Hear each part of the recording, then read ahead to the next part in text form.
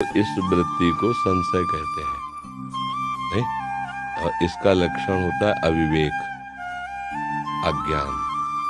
अज्ञान के द्वारा संशय होता है और संशय का परिणाम अच्छा नहीं होता है। जो संसार की उन्नति है, जो संसार के कार्य है, ये कोई महत्वपूर्ण बात नहीं है। 100 खरब रुपया कमा लिए, पूरा विश्व तुम्हें जान रहा है, लेकिन तुमने जिसको जानने के लिए तुम्हारा जन्म हुआ है उसको नहीं जाना। तो मरने के बाद तुम्हारे हाथ क्या लगेगा?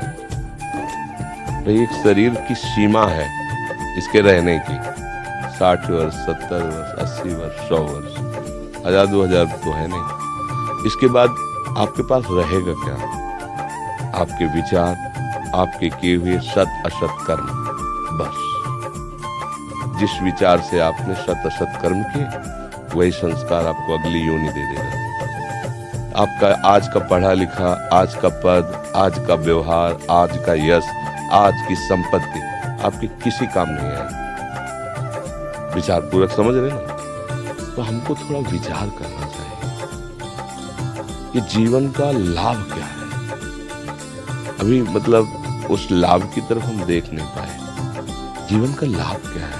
सत्य क्या है? विश्राम कहाँ है? शांति किसे कहते हैं? सुख का स्वरूप क्या है? जब ये प्रश्न आपके अंदर खड़े होने लगे तब तो मार्ग खुले। अभी तो इन प्रश्नों का प्रादुर्भाव ही नहीं हुआ है। जिसे मुमुक्षुता कहते हैं, वहां तक पहुंचने के लिए मुमुक्षुता अनिवार्य है।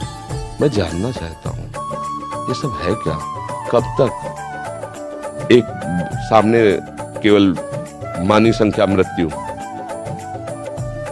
सब आपको शून्य नजर आएगा, सब शून्य। अभी आपकी मृत्यु हो जाए, क्या पता 100 वर्ष बाद हो, क्या पता उसके बाद क्या होगा।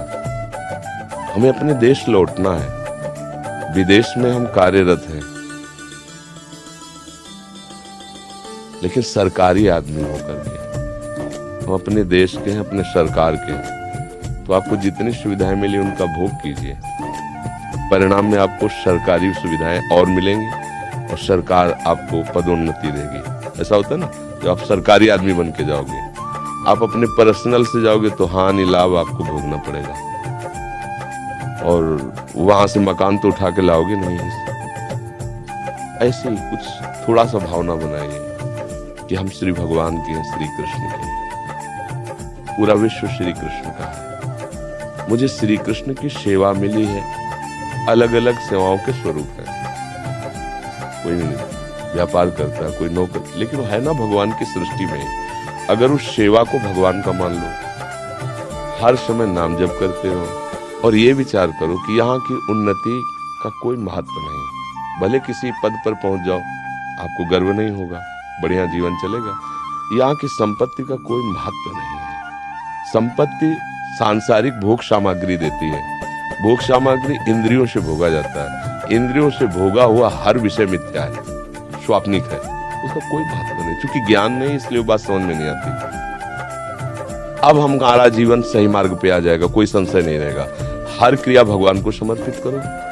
पूरी सृष्टि श्री भगवान की है और मैं उनका एक सेवक हूँ। मुझे ये सेवा दी गई है।